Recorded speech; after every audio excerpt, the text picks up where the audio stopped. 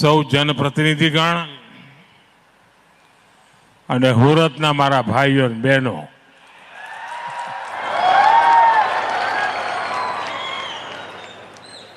કેમ છો બધા? જોરમાં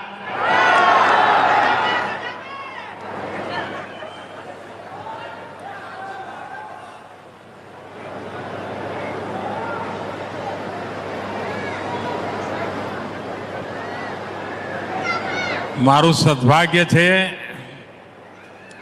કે આજે દેશની જનતાએ અને ગુજરાતે મને ત્રીજી વખત પ્રધાનમંત્રી તરીકે સેવા કરવાનો અવસર આપ્યો.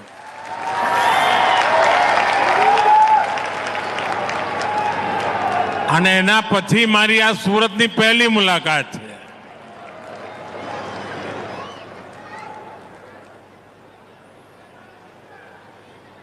ગુજરાતે જેને ઘડ્યો એને દેશે ભાળથી અપનાવ્યો.